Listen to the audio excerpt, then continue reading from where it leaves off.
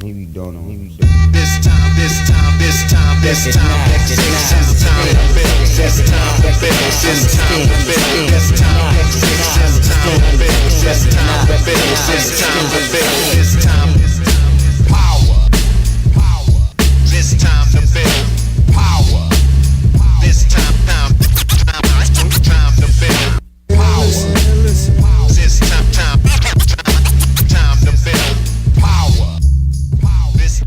What's up, everybody? I am your host, Chris Hampton. Welcome to episode 70 of the Power Company podcast. It's almost our 2-year birthday. Just a couple of days, actually. Will be 2 years that we put out our first official episode, not counting the little short intro that everyone has to do to get their podcast on iTunes. Our first real episode, which is with Carlo Traversi, way back when. 2 years ago, to be exact. And that seems insane to me that we've done 70 episodes of this thing, and I've still got 30 or so interviews sitting and waiting to go out. Some that I really want to get out, but if I put them out at the pace that I want to, I'll go through all 30 in the next month, and that'll be no good for the podcast. You guys will be stoked. Won't be so good for me. Anyway, I don't have a whole lot to say. I'm trying to take it easy this winter. We're not traveling a bunch. I'm going to be hanging out here in Lander. I'm going to be training and getting myself back into the shape I want to be in.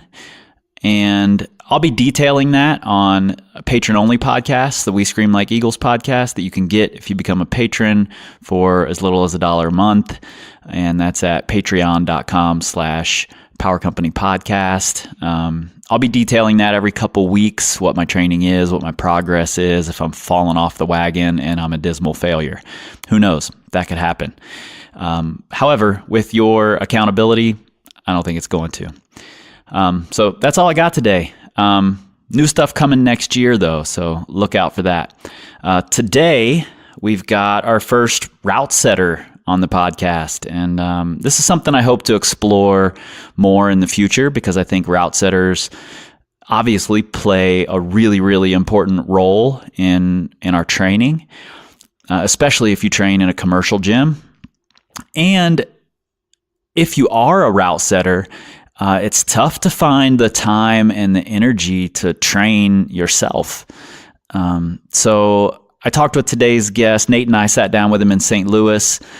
Jonathan Brandt, who is the head setter at Climb Nashville. He was in St. Louis setting for the So Ill Showdown, which I MC every year. And we had a really great conversation. And he also wanted me to let you guys know that Climb Nashville has 2 gyms opening in this next year. One in Murfreesboro, Tennessee. How do you say that? Murfreesboro? I don't know. I don't have a Tennessee accent, so I'm probably not saying it correctly. And one in Bentonville, Arkansas. And he's going to be hiring route setters. So any of you out there who want to start a career, you want to change in your career, you want to move to Tennessee or Arkansas, or if you're already there, Jonathan is going to be hiring route setters, and you can get him at jonathan@climbnashville.com, and that's JONATHAN at climbnashville.com. And I'll have a link to that in the show notes, whether you're on your phone or on your computer. You can go look at the blog, whatever. I'll have a link there. And the Climb Nashville's got a really cool comp every year, and if you haven't seen their videos for their comp, it's called the Hotter Than Chicken Bouldering Competition. You should definitely go check those videos out.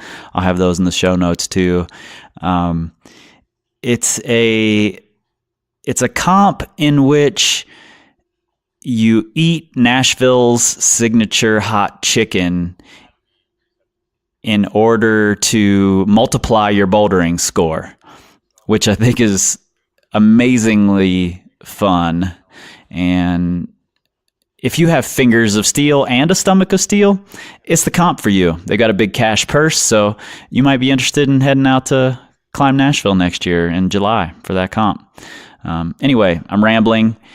I'm just excited that we're almost 2 years into this thing, and this is episode 70 with Jonathan Brandt. The second you stop being receptive to feedback, or you see yourself as too good to receive it, or maybe you think, oh man, I've got all the tools I need, you're not evolving as a setter. And that's the same kind of ego in route setting that you see in rock climbing that nobody likes seeing around. Power. This time to build. Power. This time to build. Power. This time to build.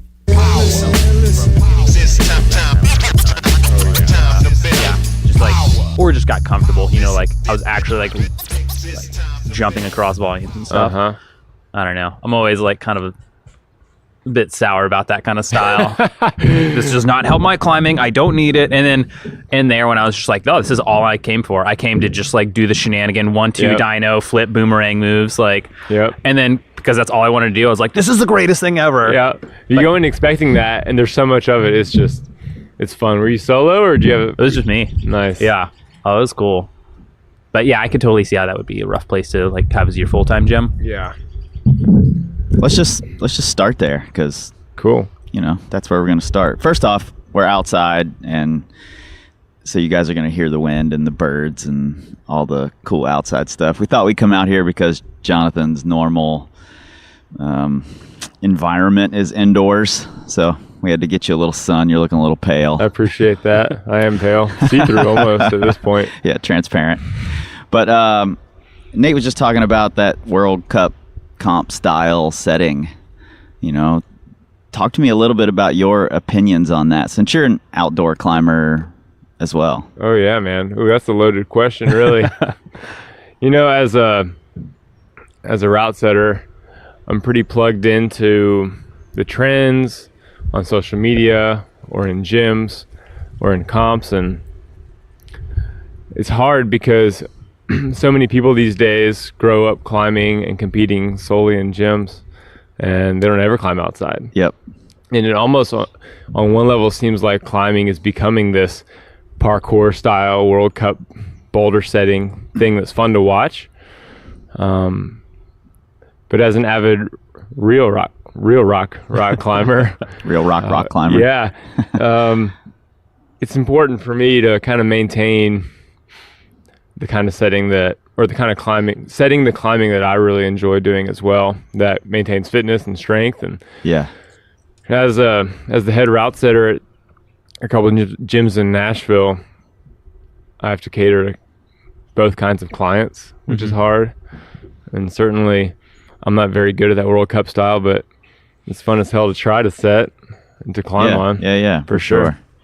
Do you ever set routes that are somewhat that style? I'm just curious. I try sometimes. Yeah. It's a little bit different, It's one thing to step off the ground into a move that you've kind of created in this World Cup compy style. It's another thing to climb into and out of it. Halfway up a route, you just run and jump off a bunch of volumes. And then, you had to add some sort of fear factor when you're creating ledge falls across running jumps and things of that nature. So every once in a while, I'll do some fun stuff, but not too much of the time. People can't really handle that 30 feet up in the air. Yeah, for sure. And I think that in the gym setting, route climbers can be a little bit more picky than boulderers, and you start throwing too much of that on the walls, you hear about it. Oh, yeah, I'm sure. Uh-huh. Yeah, I was just talking with Chris earlier, because I've set off and on since 2005, and it's still like, I don't know, it's fun to just pick up every now and then, like go do some part-time work.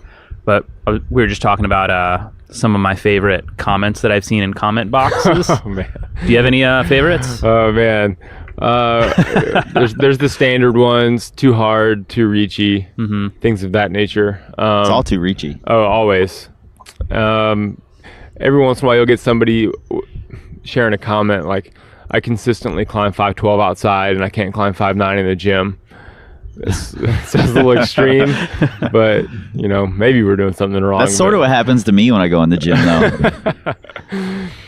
And then you get comments that are like, these are too compy, but then you get the other comment that says, we want more compy. Not compy More enough. dynos. You can't make everybody happy. Oh, yeah. I heard recently, maybe online on a Facebook page or something, somebody's goal is to make 80% of the clients happy about 80% of the climbs you set. Did I say that right? 80% of the clients happy about 80% of the climbs that you set. Then you've done a good job. With 80% or with 80 climbs, you've managed to 80%. please. Is that too much 80% math? people? That's too many I'm numbers. not a dude. math guy. Yeah. Me neither. Maybe just we'll say majority. Eventually, we want to make everybody happy. Yeah. Just not every climb. Not possible though, I don't think. Yeah, and I think it's almost a better way to go is to kind of say, okay, like this climb, maybe 3 out of 5 people aren't going to like it, but 2 out of 5 are going to love it. But then you're still going to cover those 3 out of 5 with other climbs. Yeah. Sure. Because if you try and make everyone happy, then that's just not possible, especially with route setting. Oh, Yeah. man. And if you could just turn it to outdoor climbing, that would be better. I would I'm working appreciate on that. it. Yeah. We'll get there. We need retractable domes and problems that just become real boulder problems. Bad conditions. Yeah. I don't want those. I want outdoor climbing with perfect conditions. Spaniards that visit and on-site And change everything. the holds when I need to. I'm from the South, man. I don't think I might give you 30 days a year for that. That's about it. But I have kind of determined that at the root of the majority of comments that come through my comment box is it's all grade related. Yeah, I believe that. How do you guys rate in your gym? So we use the V scale for boulders and the Yosemite decimal system for routes. I like it. I think it tracks progression well, and the challenge with it is it's an authentic grading system that we use on Real Rock, so people draw comparisons. And whenever I have conversations, I try and encourage climbers to use it as a guide. Yeah, it's not concrete. But in our smaller bouldering facility, we actually 6 months ago took all grades off the wall. What I was noticing was you got Joe Schmo number 1 trying this V8 boulder that might be easy until like the last move that makes it V8. They go over here for a second and try this V3 they can't do. It's kind of compy or funny. Then they go back to the V8 because it's got a higher number on it. They want the points. And I didn't like how that was kind of destroying a sense of community in a way. Nobody was sessioning together, and they weren't climbing on the boulders or the climbs because they were fun. They were chasing numbers, standard climber stuff, right? Yeah. I'm guilty of it myself. Sure. So we got rid of grades, and it's been awesome. We tried it on a little section of the wall in the gym just to sample it, and we had such a unanimously positive response. We wiped them out across the gym, and people are psyched. They session together. That's cool. They don't care about the grades anymore. We do provide a little guide they can use if they want to check on it. But it's been really good. Yeah, I think So Ill was just moving to something like that in their route area. And I was going to ask what you thought of it. So yeah, that's a really cool idea. And I hadn't thought of the community aspect of it. I think that's cool. Have people session together again. It's been really rewarding for people in that way. There is a little bit negative feedback, mostly in form of it's harder to warm up. Can't find the easy climbs, but that's not that big of a deal. You look for the jugs or the easier holds. Yeah, and you can usually pick out what's easier, and you get better at picking out what the grades are, or how difficult it looks to you. We had a comp last week, and we put the grades back on for the comp based on how we formatted it, and multiple members told me, take the grades back down. I don't like the grades being up. I don't know, maybe we sandbagged them a little bit too for the comp. But yeah, maybe that's another thing. It's easier on people's egos to not be failing on a V3, so they can just convince themselves it's actually V7. Totally. And I've had many climbers climbing V3 or 5 or whatever saying they're now trying harder things because they're not scared by the number attached to it. Totally. It's great. I like that. Also, if you look at it on the other side too, like going in and just saying, oh, like this looks challenging to me. Like I know I definitely have an ego attached to, if I look at something that I feel like the number's really low, but it looks like I'm going to flail on it, I may go to something that's a little bit harder. Oh, I'll definitely go to something that if looks I'm going harder. to fall, I'm just going to fall on something with a big number. We're all if I'm going to flail, it's going to be on something with double digits. Yeah, exactly. For sure. Something nobody else can work on or is working on. Yeah, totally. Maybe take my shirt off too to make it look extra hard. Yeah. Wait, John Gill put this up before I was born, and it gets V2. Yeah, no, next. Yeah. Yeah. But yeah, so that's kind of cool that you can just look around and be like, oh, that looks challenging, and just climb on it versus, if it only had maybe V3 on it, I would just be like, oh, that looks fucked. Yeah. And it's especially good for the funky, like the World Cup boulders we were talking about, right? Yeah. Those are the boulders that are fun to session with people and do funny things because everybody has more of a fair chance at. Yeah, and you can get creative and It could just be fun and silly on those Definitely. boulders. Yeah, that's cool. I like that idea. So tell me a little bit about your kind of setting background. How did you get into it, and how'd it come about? Yeah, so I started setting. I went to University of Georgia, 2005. For route setting?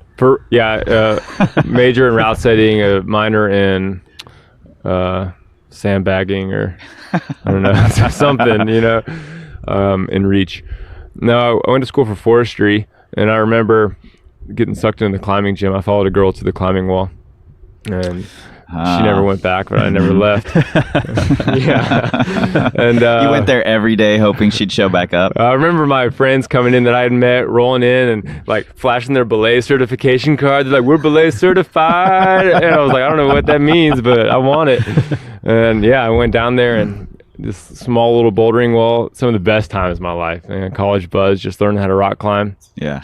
And started just messing around with route setting there, nothing serious. And then Active Climbing was the first climbing gym in Athens, Georgia, and kind of helped that get going as far as setting goes a little bit. But it wasn't until I graduated and moved back to Atlanta in 2010, Stone Summit, the first Stone Summit Atlanta location opened up, which at that time was maybe the biggest gym in the country. Yeah, I think so. And I was one of the first route setters there. And I was route setting part-time, working the desk part-time, coaching kids part-time, and mostly trying to figure out what the heck I wanted to do in my life. Lots of pressure from my parents We're all still trying to figure that out. Yeah, my brother was like a blooming attorney in Atlanta, and like going through law school, getting married. And my parents are like, "What are you? You're obsessed with this rock climbing thing, son. You need to get it together." I'm like, yeah, I just don't know. That girl's not coming back to the gym, son. Precisely. Move on. So I was in Atlanta for a while, and mostly there just because I was really amped on rock climbing. And a few years ago, I started to kind of pursue some USA climbing certifications and traveling to set a little bit. And I realized, dang, I'm really psyched on this, and kind of breaking out of this bubble that I was in Atlanta. Yeah. Kind of put a light bulb off in my head and got amped. And before I know it, I moved to Nashville to take a head setting gig for 2 gyms, and now I'm here setting in St. Louis and traveling and trying to do all I can to connect with people and do cool stuff. Yeah. How often do you travel to set? For the last few years, it wasn't hardly at all, but last year I left for probably 3 or 4 weeks to travel. A couple weeks ago, I set for Sport Open Nationals in Denver. I'm here this week in St. Louis. For the So Ill Showdown. For the So Ill Showdown. Yeah. I'm going to judge the Setter Showdown, next Setter Showdown coming up in Orlando. And you've won a Setters Showdown, right? Yeah, I won the last Setter Showdown I participated in. Is that in Austin? Austin, yep, exactly. You also won in Lexington, right? I actually won many categories in Lexington, but I got second overall. Gotcha. I cheated a little bit. I used a hold I wasn't given, so I got docked some points. I was like, whatever, this is going to be rad. I'm going to do it anyways. Cost me the victory, but that's cool. So I'm going to be judging another one of those events coming up in Destin, and maybe I'll go set a divisionals level youth event with John Ungst, perhaps up north. Cool. And I will be going to collegiate nationals in San Diego late next month. So Oh, nice. Increasingly, I'm traveling more and more, which is awesome and motivating and a very learning experience. But some sleep would be nice. Is it hard on your rock climbing? Yeah, so I was talking to some guys at breakfast this morning about that, actually. Spring's kind of not the rock climbing season for me anymore. Yeah. It's comp season. Yeah, it gets put on the back burner a little bit. When I was in Denver a couple weeks ago, we set 8 total routes for the comp, and I foreran like 5 of them, bolt to bolt, basically. Yep. That's not conducive for fitness or psych or anything, And now I'm here and I have no skin left after the last couple of days of foreranning, so kind of focus on other things that motivate me a little bit, which is good to take breaks. I've been climbing for 12 years now, so the hiatus is okay. Yeah. Let's dig into that a little bit, because I get a fair amount of questions from setters who are like, I really want to train. I really want to progress, but setting takes such a toll on my body that I really can't get any high quality training in without hurting myself. Yeah, no doubt. So, let's talk about it. Do you have any general thoughts on that? And do you have, a schedule you live by roughly? I mean, you have to keep up with your girlfriend who's stronger than you. So yeah, for sure. That's the only reason I'm still in the game, really fighting for my life. It goes back and forth. I would say the most limiting factor in training as a route setter would be skin, for sure. From all the forerunning? Yeah, absolutely. Setting, forerunning, setting as a full-time route setter especially. Mm-hmm. You're just in a perpetual state of thin skin. Even on the weekends when you're climbing, sometimes you might be 10, 20, 30 days on without much rest, and you try, you're like, oh, cool, my rest day today, I'm going to climb like a few 510s, but still, you never get fully recovered. It's like climbing 510s, jugging a rope, hauling up a bucket, touching holds. Like, yeah. I try and when people are asking what route setting is like, I'm like, it's kind of like painting a picture or doing some art, but the whole time you're doing crunches as well, like CrossFit, and then you're doing the sweet painting that someone's making you do, and you're getting wrecked, and somebody's going to judge you on it and tell you that it sucks. You're like, oh, cool, thanks for that. So skin is limiting. Of course, being on a rope or up and down ladders all day is limiting. I found that for me, the most important thing in staying psyched is having a goal in mind. A route setting goal or an outdoor climbing goal? Outdoor climbing goal. Okay. For instance, I turned 30 last year, and I think I'm in an early midlife crisis for many reasons. Yeah, I went through one right around 30, I think. Yeah. It lasted like 45 minutes or an hour, but I'm fairly sure it was a midlife crisis. And anybody older than me is like scoffing for saying this for sure. But I saw 30, like age 30 on paper for the first time. And I was like, oh, it doesn't help when you got all these strong young kids like running around doing everything easily. Yeah.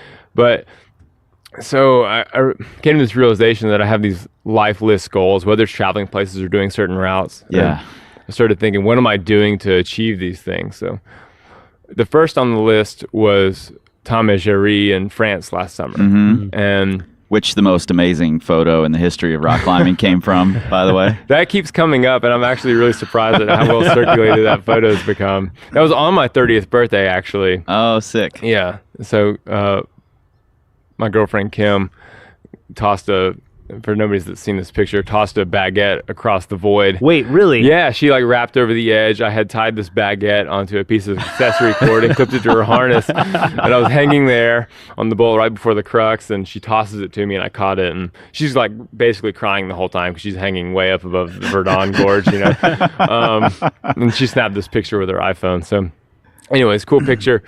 I don't know. I think I might need that photo for the cover of this. You got it. Use it all you want. Oh man, that makes it so much better. I totally thought you like climbed with like a second chalk bag, like a baguette chalk bag or something. Baguette bag. Or in my mouth would have been good too. That would have. Yeah. So that I went over there in September, and that basically kept me psyched through all last summer. And coming back, I haven't really. The next thing on the mind is. There's not much, and it's actually been a little bit since then. Haven't been training as much, been working like I was saying. Yep. But whenever there's something outside to keep me motivated, that's what helps the most. Yeah, and sometimes I think you have to, if you want to progress in your career, and what you're doing, then you have to focus on that for a little while. And I don't think that's a bad thing. We can't all just be one-dimensional rock climbers, so...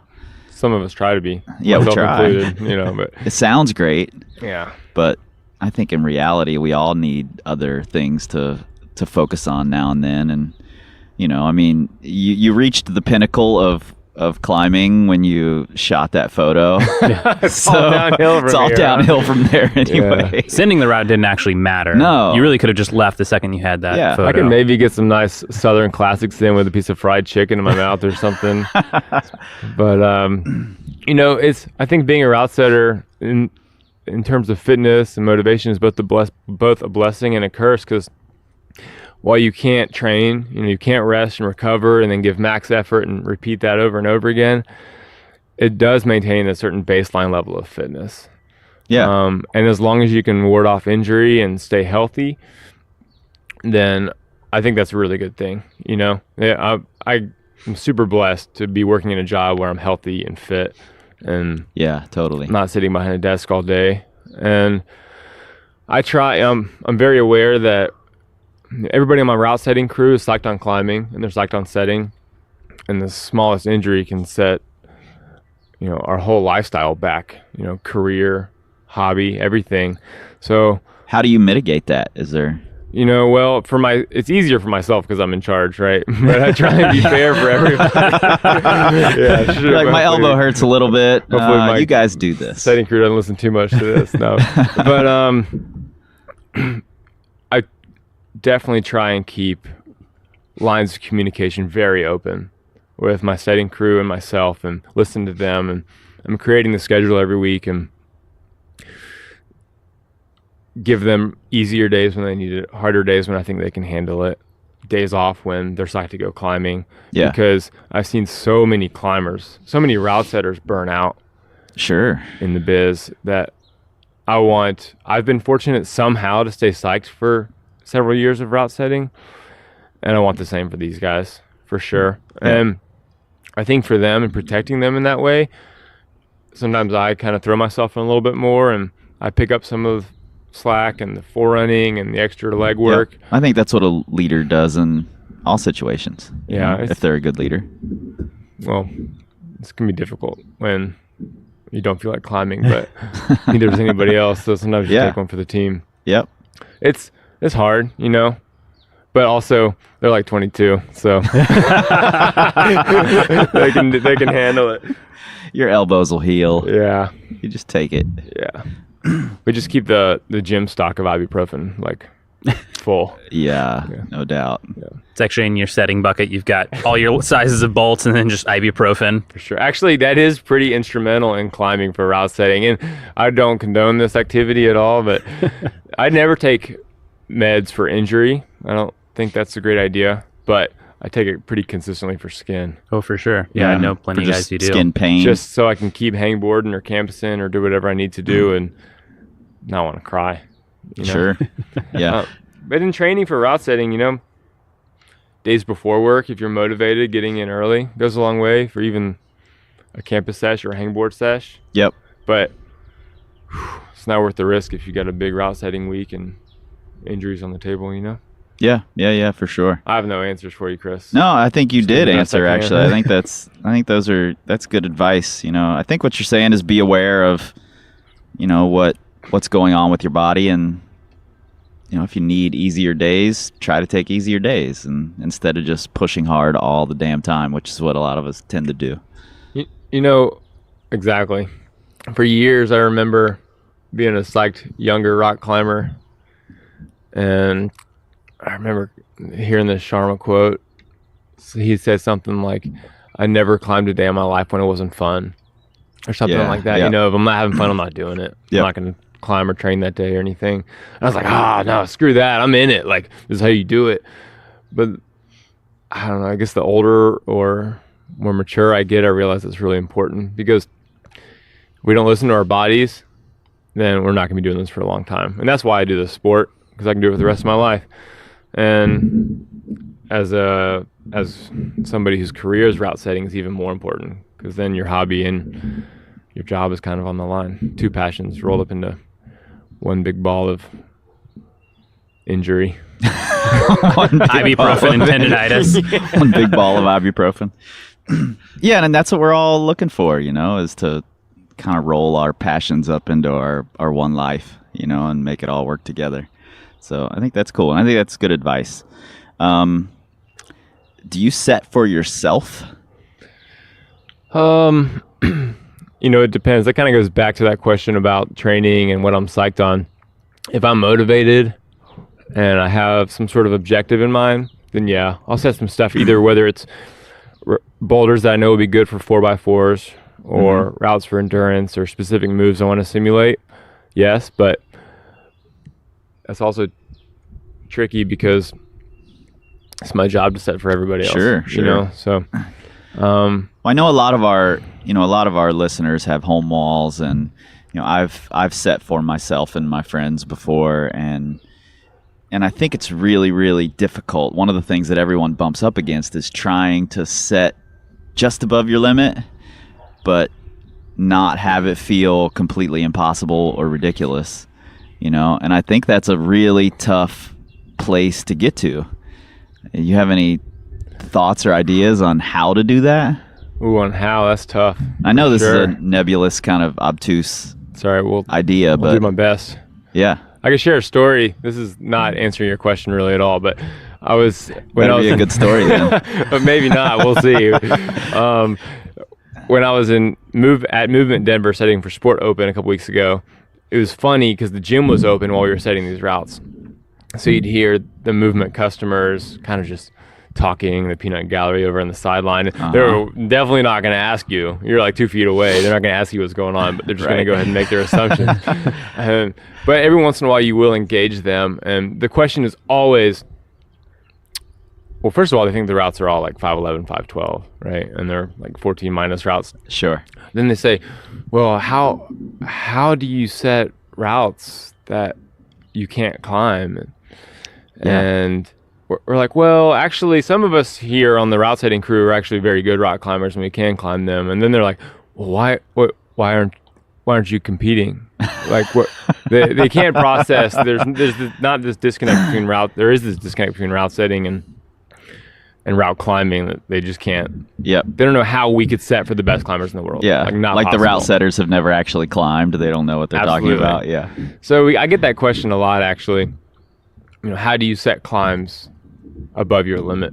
And that's one of the indications of being a good route setter, I think, is your ability to do that consistently and accurately. Mm-hmm. Like, I think anybody here or anybody listening could put a rock climb on the wall that is really hard.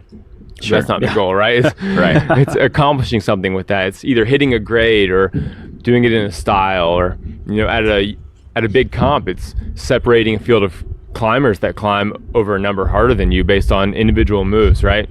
Right. So that's something that I try and teach my route setters for sure. And the only way to do that is for them is to practice that. So while sometimes it might be more legwork for me, tweaking maybe a V9 boulder that a V6 or 7 climber has set, it's really important, and I see them improving drastically. They're doing a great job. So whereas before, if they're climbing V6 and I ask them to set a V8, it could be who knows where, on the scale, and it could be of any quality, but now they're pretty good at it. And what's the process you go through when you're tweaking? Are you talking to them about it? And yeah, for sure. So this all depends on the schedule of the day, and if we have time, I love to go through every move with them, basically, or the whole process, right? Step number 1 is try and understand what they're thinking, what they're trying to accomplish with the boulder problem or the route. What do you want to do here? And then it's basically just one move at a time from the start, making one move at a time work, make sure it's not cheatable, make sure it hits the grade. And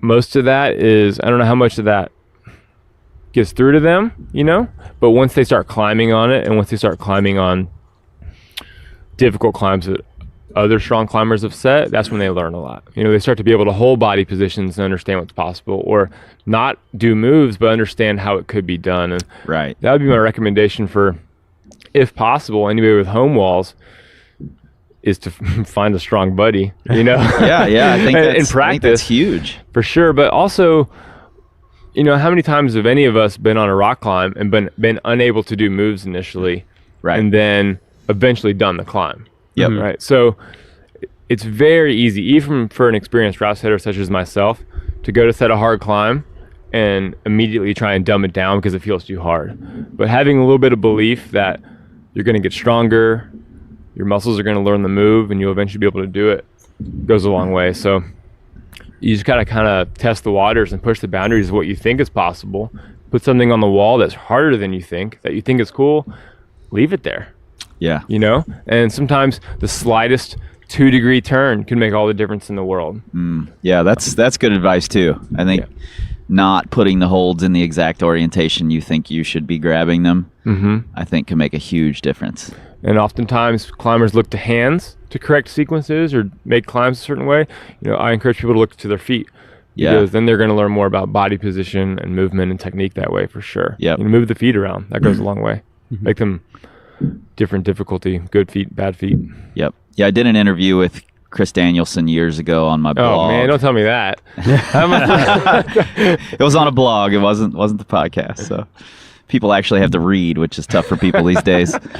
But he said something I thought was pretty cool. I had sort of always shied away from, sideways traveling problems, but he said that's a really great way to introduce harder foot moves because people don't get to track, and you can keep little tiny feet on when you're traveling sideways on a problem, which I think is super interesting, super cool idea. Yeah, totally.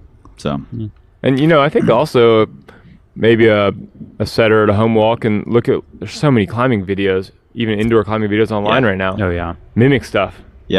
Like try and recreate stuff that you've seen. And yeah, you can even try to recreate outdoor problems. Oh, absolutely. I've seen that quite a bit. One of my favorite indoor problems was an attempt at a recreation of black lung.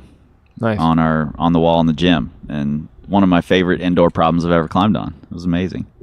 That can be tricky. Yeah. Simulators. Yeah. Oh, for sure. Yeah, I found that it's easy for me. I think some route setters are really great at creating simulators. It's easier for me to be inspired by outdoor rock climbs than to try and recreate them, because inevitably I'm trying to recreate something beautiful and natural, right, with some pink plastic holds. Well, the reason it worked for me is because I wasn't comparing it to the real black lung. Like, I've never even seen the real black lung. So that he put it up as a simulator or inspired by it, then I just got to climb on it without the comparison. So nice. That was kind of nice. That's funny because I experience the white lung every day of my life. Is that at all related? I think it is. That's the gym version of black lung. So I've set for a bunch of different gyms and with a bunch of different crews. And I feel like every single place I go to, there's a different interaction between setters. How do you feel like you cultivate like teamwork with setting? Because I feel like that's something that I've noticed some crews I've set with, and it's like, man, this is amazing. Like everyone's just working together, and you go sometimes, and it's just every single person does their own thing, and it's just a little bit hectic. It can be all over the place. But so for other people who either run a setting crew or they work with setting crew, or like they are setters, like what do you think has helped the most to have a good cohesive group? That's a good question. Excuse me. For me, I think a lot of it takes place during the setting day. We put a lot of emphasis in the forwarding process. Like that's almost half of our day doing that. Whereas, and you're all forerunning together? All forwarding together. And assuming we haven't set a really large quantity of boulders or routes, I make sure I'm climbing on all of them. Everybody else is climbing on everybody's. And I try my hardest to keep feedback open and positive and constructive, and accepted as well. I think that I have the most experience of anybody on my setting crew, so I'm giving a lot of feedback. Sure. But it's also important that I receive that well. And that can be hard to facilitate, right? Yeah. Not only coming from somebody who doesn't have as much experience, giving somebody with experience feedback, but also giving your boss feedback can be touchy. Yeah. You have to cultivate the openness there. Make them able to talk to you that way. Absolutely. And I think step one is criticizing your own boulders sometimes, or tweaking them, being willing to change them, and showing that if one of my setters has a suggestion, maybe I agree, maybe I don't, but I view everybody's suggestions as valid. And sometimes I make that change, because they think that's going to be a good idea. Now, yesterday, actually, one of the setters on the crew at the showdown was asking about my experience and how I got to where I was. And I certainly don't think I've arrived anywhere by any means. I should say that for sure. Okay. But he said, man, of other setters at your level, I've seen set and I've worked with, I I'm not sure what he said, but he said something about me calling my own boulder shitty. He's like, I haven't seen anybody do that before. I said this boulder, I was like, man, that boulder looks like a turd. But he's like, I just really appreciated that, you know, like kind of made it feel like this is all down to earth. Yeah, you're like, able to be critical of your own work. And yeah, for sure. And I think being critical of your own work is important. Yeah. So fostering teamwork in a forwarding process is really important. I know that many gyms take group outings. You know, I try and, you know, get everybody out to dinner every once in a while, or go climbing together every once in a while, and extend that relationship beyond just the work environment, but into the other passion that we all share, which is outdoor rock climbing. I think that relationships and teamwork can quickly deteriorate if you're not managing properly and effectively, and you're being too harsh or overbearing. And I try and keep things light, and that has its drawbacks as well. You know, like I don't run the tightest ship ever. But I like to think that I run a fun ship. Like a party ship of some kind. Relatively light party ship. And you know, I think that while we might not have the most organized setter closet or the most structured program, we do some really quality work, and we're all happy to be there, and I think we'll be doing it for a long time. Nice. Now, if you do a podcast with one of my setters, hopefully they say the same thing. I'm going to get all their feedback before I put this out. You should. That'll be so that we can decide community. whether you're actually a good boss or not. Little sound bites in there. Jonathan sucks. And it sounds too like you're almost approaching it less like a manager's standpoint, more kind of like a mentorship. You know, I was really fortunate when I moved from Atlanta to Nashville. I could have assumed a head setter position or even a route setter position at another gym, and that could have been met with experienced setters. It was hard for me to fit in, or maybe they would have a harder time respecting any authority that I might give. But my crew was eager to learn, and they were younger route setters, and I'm so fortunate to have been handed it that way, right? Yeah. And I also work for a gym whose management allows me to kind of run things as I see fit and how I see best. So I'm in a great situation in Nashville. I came from Atlanta, where for years I sat with a bunch of V14 rock climbers. You know, if I had moved to Nashville and I tried to tell them what to do, that would have been a little bit different. So I think they have a lot to learn, and they're coming up, and they're doing a great job. And as much as it's a learning process for them, it really benefits me to learn how to teach people. And you know, and it's cool that you, as the boss, go into it as a learning situation for you too. You know, I think that's really important. You know, when I was trying to decide if I should move to Nashville or not, I talked with somebody to seek his advice about, you know, if I should make this move or not. And he's like, man, if you want to be a head setter, whether it's in Nashville or some larger gym somewhere else, it's important that you take this step, because you're going to learn all the things you got to do right, and you got to learn all the things you're going to do wrong too. Yeah, you know, mistakes are a big part of the process, and I've made plenty of them, right? Yeah. Whether it's getting a little hot-headed because I'm really tired and my skin hurts and I just forehand this boulder and I didn't like it very much, or, you know, who knows what, all kinds of things. Yep. So I learn every day, and just like they do. And I hope they see it as this collective effort we're all trying to improve upon. And we can only hope for the best, man. Yeah. You know, something I really appreciate is the amount of feedback that you talk about, you know, giving it and accepting it and making it just an integral part of the process. Because one of the things I saw at the showdown in Lexington, the setter showdown, was that I saw and I was impressed with was after the showdown, Louis Anderson said, you know, we can go one by one through your problems and critique your work if you want to do it. You know, if you setters want to stay afterward, talk to me, we can go one by one. And so many people stayed. When he was first saying that, I was like, nobody's going to do this. Everybody is out of here, you know. But all kinds of people stayed, and I was really, really impressed by that. Yeah. So I think it's a huge part of the learning process. Well, I think, anybody that's passionate about route setting, and especially the kind of route setters that Setter Showdown would draw, like they're motivated, and they want to see improvement. They want to network. They've traveled there. You got to be receptive to feedback. It's the second you stop being receptive to feedback, or you see yourself as too good to receive it, or maybe you think, oh man, I got all the tools I need. You're not evolving as a setter, and that's the same kind of ego in route setting that you see in rock climbing that nobody likes being around. Mm-hmm. Do you have any instances talking about learning and being open to that kind of feedback? Have you ever watched, a Daniel Woods or someone like that on one of your problems, and something happens that you totally didn't expect, or that you feel like, uh-oh, I might have failed at this? For sure. And then how do you move from that? What do you learn from those situations?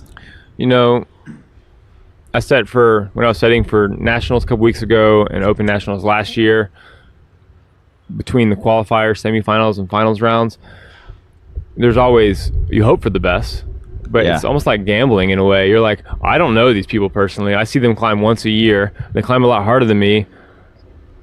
I'm taking these risks. We got a lawnmower over there. Yeah, we might have to take a little break here. How about we move this inside and continue the conversation there? Sounds good to me. Cool with you? Yeah. Okay, let's take a break. What's up, everybody? Chris here. Pardon the interruption. I'll keep this short and sweet. Since this podcast started taking off and we've been growing it, you guys have been asking how you can help out. I've got 3 ways for you. Number 1, you can become a patron. That just means you give a monthly donation to the podcast, $1 and up, and you get something in return. And you can check out what those rewards are at patreon.com/powercompanypodcast. Best of all, we'll keep it sponsor and commercial free for you. Number 2, you can rate us and review us on iTunes. I know it's a pain in the ass to go to iTunes and do all that, but it really helps us out. At least that's what I'm told by the podcast powers that be. And number 3, perhaps the easiest way and the best way to help us out is to share us on your social medias. Anytime you see us post up a new podcast, please share it with your friends. Tag people who will really appreciate it or who need to hear the advice that we're giving. All right, thank you guys, and back to the show. Okay, we have returned. The lawnmower forced us inside, and now we're in Jonathan's natural habitat anyway, so he's going to get more comfortable now.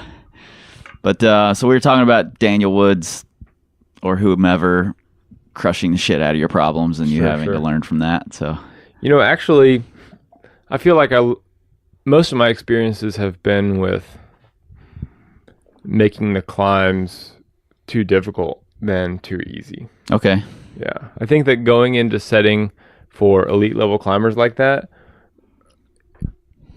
I know that they're going to tear it up, right? Right. So the last thing I want to do is just see everybody just take down my boulder or my route. Right. And not get, from a competitive standpoint, not get any of the results that we want. Yep.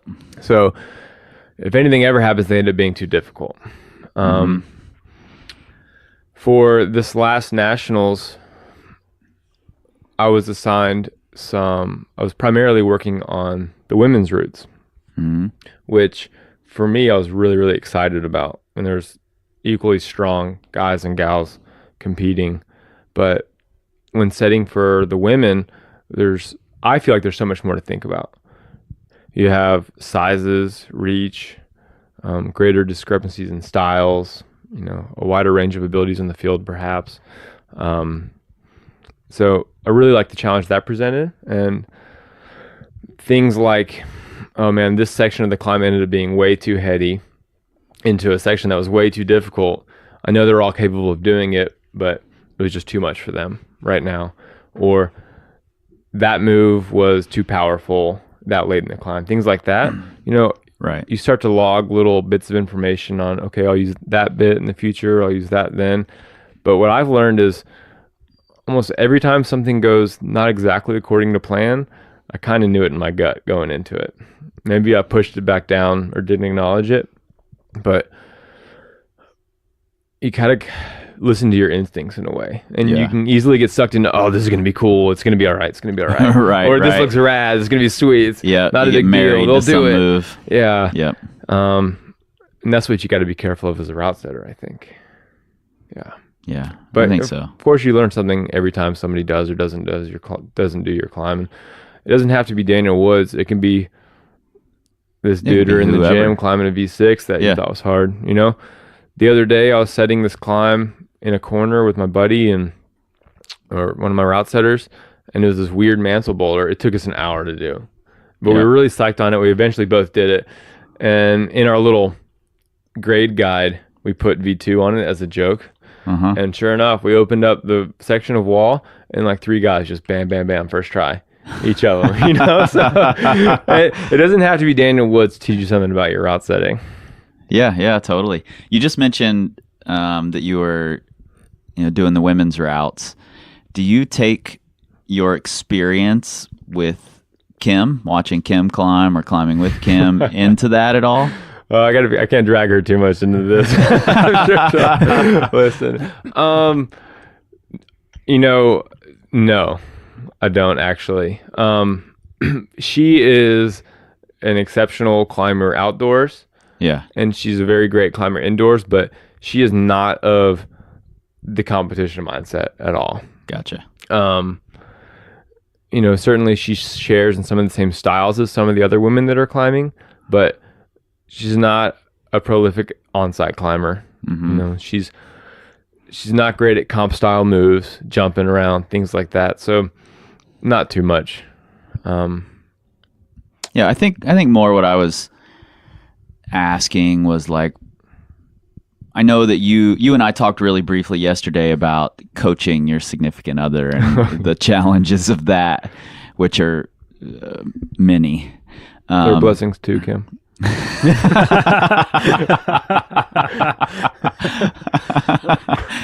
And so what I'm, like watching Kim climb, or any other girl climb for that matter, and learning the spatial relationship between holds, and for some guys, I've seen this happen so many times where a guy's like, oh, you just go from here to here, and he's telling the beta to some 4'11" girl, and she's like, you cannot give me beta anymore. Sure. It doesn't work that way.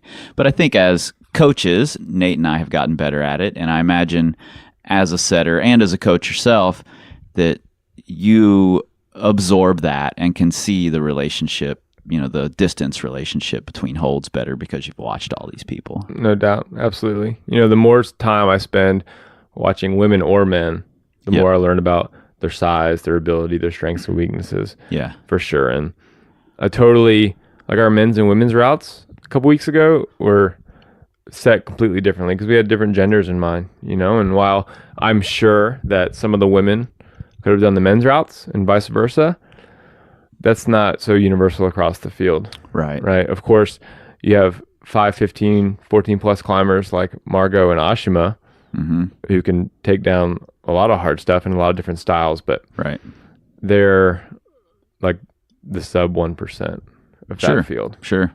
And I think that's where you'd run into issues with separating people, what might be a stopper move for women, for like guys who are just used to like more powerful moves, or just being large, like being taller. Totally. Like, wouldn't be as low of a percentage move. But it also, the same discussion we're having about women right now applies to men. Oh yeah, absolutely. Look at Kai. Yeah. His wingspan is enormous. Yeah. And he's got so huge crazy hands. flexible. And he's flexible. So it's like, oh, I can just put this bunchy move here that'll be challenging for Kai. Well, he just gets his foot above his hand, and it's not an issue. Yep. So there's certainly things to think about in all categories. And that's what's fun about what we're doing, is you put the stuff on the wall and you use all your experience and your knowledge to do it, and you cross your fingers and you just sit back and watch. And sometimes it doesn't go as according to plan, but sometimes it pays off and you nail it, and it's so rewarding. Yeah, cool. This is something I used to, in response to all those people who are like, it's just too reachy, which I think happens a lot. And this is something I used to preach quite a bit, and I'm just curious to get your opinion on it. We had a setter at our gym named Corey. I don't know if you've ever met Corey. Super tall, good setter, and he would often set in the harder grades, once he got to where his grades were difficult for him, he would set really reachy moves. And a lot of people would complain, that the moves are just too reachy. And for me, I'm like, this is a great opportunity. Sure. Because I get to practice these big, giant moves that I'm not good at. And that happens outside, so he didn't always set that way, but I found it to be a opportunity for me. Sure. I'd say in outdoor climbing, I maintain this philosophy, less so as a head route setter, because I don't think it's a safe thing to do. But I remember reading this Alex Megos quote one time, and he said something along the lines of, there's no dry, too humid, too crimpy, too tired, too reachy. There's only too weak. Yep. Right. And I can't, if I ever said that to a customer coming up to me being like, that move's too long, I'd be like, no, you're just weak. That would not, I'm not doing my job very well. Right. Yeah. And it's totally challenging. The three, myself included, the 3 full-time guys on our setting crew are all over 6 feet. So it's a constant struggle for all of us to set with the vertically challenged in mind. Right. Like, the normal. Always working on it. And no matter how much we work on it and we think we nail it, we see a short person that's still just maxed out, right? Yeah, totally. So you'd love for everyone to have this mindset that is the challenge. And, I spent 5 years climbing and setting with Brad Weaver in Atlanta. Right. And he's short and has a negative ape index. Right. And I'm not lying to you. I've never seen a move set in there that he wasn't able to do or span or figure out some way to do it. And that's even when we were setting with Brian Voges, who was a monster. Yeah. He's giant, right? Yeah. So for sure, I'd love, just as I say, take the grades as a guide, I'd love to be like, take it as a challenge. But in the commercial setting, it's not all about even progressing. It's about recreating. And Yep. Yeah, for sure. people want to find success, and your business needs to be successful. And for that to happen, people need to feel accomplished when they walk in and have some reason to come back. And if they're just constantly getting shut down or not to the top of a route or a boulder problem, then we're not doing a good job. It's like making a bunch of clothes for a retail shop that are all too small or too big. Right. You're not going to sell them, right? Yeah, and I think that's a good note for our listeners to keep in mind when they're in the gym and they're cursing the setters. It's not all about you. It's about running the business and keeping the customers happy, and you're the only one customer. Sure. So. And I think you have different gyms. Some gyms, clientele, you hear most of the feedback from rock climbers. Right. And they're like, oh, this is too easy or too basic or too this or too that. Other gyms, it's more, entry level climbers. It's more of a commercial setting, and they think, oh, this is too hard or not fun, things like that, because it's more you're setting real rock climbs, and it's a balance. You just got to listen to who you're serving and do the best you can. Yeah, and everyone climbs for different reasons too. Some people, they may just want to go to a climbing gym because they just got off work and they want to get rid of some stress. They don't want to sit and have to deal with some shenanigan challenge. Like, they just want to go in. I don't want like to be a World Cup today. boulder at 40 feet on a route. Exactly. Like, not trying to deck into a volume like halfway up a route. It's like, I just want to go in and have fun. Yep. So it totally makes sense to, you cater to all those people if that's who your clientele is. Sure. Yep. I have a question for you. So a lot like we were talking about with the height challenge or the distance between holds challenge. Whenever I'm in the gym with a bunch of people, and everybody's like, "Oh, that problem's just awkward. It's stupid." My response is always, or maybe you just lack the requisite skill to make it not awkward. Sure. And I try to apply that to myself as well.